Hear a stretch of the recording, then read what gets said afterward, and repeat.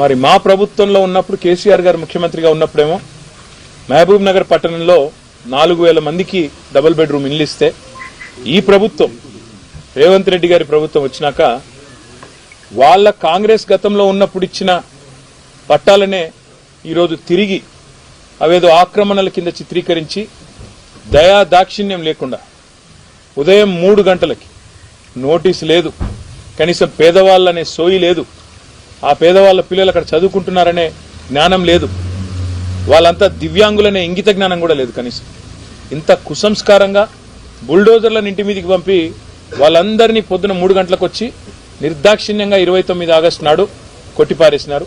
75 ఇండ్లు నేలమట్టం చేసినారు.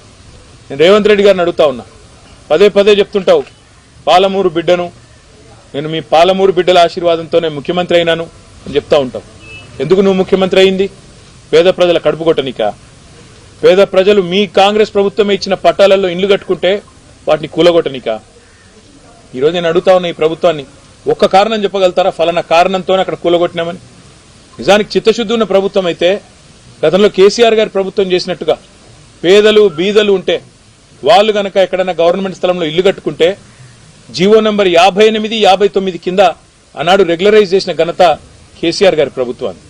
అక్కడ ఎవరైనా తెలియక కట్టుకుంటే పేదవాళ్ళు కదా, ఒక గుంటెడు జాగా కంటే తక్కువ ఉంటే వాళ్ళకే లీగలైజ్ చేయండి, రెగ్యులరైజ్ చేయండి అని చెప్పి లక్షల పట్టాలు జీవో నంబర్ 58 కింద పేదవాళ్ళకు అందజేసినాం. 59 కింద 120 గజాల కంటే ఎక్కువ ఉంటే నామమాత్రం ఫీజు ఒక 10% ఫీజు పెట్టి మార్కెట్ వాల్యూలో వాళ్ళకు కూడా రెగ్యులరైజ్ చేసినాం. ఇది సంస్కారవంతమైన ప్రభుత్వం చేయాల్సిన పని. కానీ నీ ప్రభుత్వం ఏం చేస్తుంది? రోడ్డు మీద దివ్యాంగులను పడేసి వాళ్ళు పాపం కళ్ళు లేని వాళ్ళు, కాళ్ళు లేని వాళ్ళు, చెయ్యి లేని వాళ్ళు, వాళ్లను గోసబుచ్చుకుంటే వాళ్ళ పిల్లలు రోడ్డు మీద పడితే బడికి పోయే పిల్లలు పుస్తకాలు కొట్టుకపోతే మా శ్రీనివాస్ గౌడ్ గారు పాపం 10 రోజుల పాటు వాళ్ళకు అండగా ఉన్నాడు, వాళ్ళకు భోజనం పెట్టినాడు, వాళ్ళను శిబిరానికి తరలించి ఆదుకునే ప్రయత్నం చేసినాడు.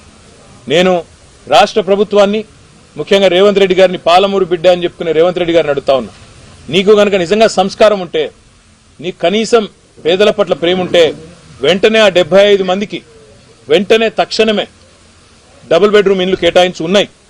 మహబూబ్నగర్లో మేము కట్టినే ఇంకా ఇయ్యని ఇంకో ఈజీగా ఇంకో 200-300 వెళ్తాయి. వెంటనే కేటాయించు, వాటిలోకి వాళ్ళని తరలించు. ఇది నెంబర్ 1 డిమాండ్. రెండోది, ఏ అధికారులైతే అక్రమంగా అన్యాయంగా బుల్డోజర్లు పెట్టి ఆ పేదలను రోడ్డు మీద పడేసినారో వాళ్ళ మీద చర్య తీసుకో. నువ్విచ్చిన పట్టాకు, నీ ప్రభుత్వం, నీ కాంగ్రెస్ ప్రభుత్వం ఇచ్చిన పట్టాకే విలువ ఇవ్వని నువ్విచ్చిన పట్టాను చిత్తు కాగితంతో చూసిన అధికారులు ఎవరైతున్నారో వాళ్ళ మీద వెంటనే చర్య తీసుకోవాలి. సస్పెండ్ చేస్తావా, సర్వీస్ నుంచి తొలగిస్తావా, ఏం చేస్తావా చెయ్యి, కానీ దమ్ముంటే ఆ నిర్ణయం కూడా తీసుకోవాలని చెప్పి నేను రేవంత్ రెడ్డిని డిమాండ్ చేస్తా ఉన్నా. మరొక ముఖ్యమైన మాట కూడా ఈ సందర్భంగా నేను ఈ నాగర్ కర్నూలు వేదికగా చెప్పదలుచుకున్నా. ఇప్పుడే ఇక్కడికి వచ్చేటప్పుడు మా సోదరులు మరి జనార్దన్ రెడ్డి గారు, ఆల వెంకటేశ్వర రెడ్డి గారు, శ్రీనివాస్ గౌడ్ గారు, నవీన్ రెడ్డి గారు, ఎమ్మెల్సీ గారు అందరం కలిసి మాట్లాడుకుంటూ వస్తా ఉన్నాం. వస్తుంటే నేను అడిగిన, మరి ఏమైందన్నా, పాలమూరు రంగారెడ్డి ఎత్తిపోతల పథకం కేసీఆర్ గారు ఎంతో ప్రతిష్టాత్మకంగా ఈ వలసల జిల్లాగా పేరుపడ్డ పాలమూరును తప్పకుండా పచ్చగా చేయాలన్న ఉద్దేశంతో కేసీఆర్ గారు ఒకవైపు పెండింగ్ లో ఉన్న ప్రాజెక్టులన్నీ కూడా కల్వకుర్తి కావచ్చు, భీమా కావచ్చు, నెట్టెంపాడు కావచ్చు, వాటిని శరవేగంగా రన్నింగ్ ప్రాజెక్టులుగా మార్చి పూర్తి చేసి 8 లక్షల ఎకరాలకు నీళ్లిచ్చిన నాయకుడు కేసీఆర్ గారు ఒక పాలమూరు జిల్లాలో. మరి అట్లాంటి పాలమూరు శాశ్వతంగా ఒక ధాన్య భాండాగారం కావాలన్న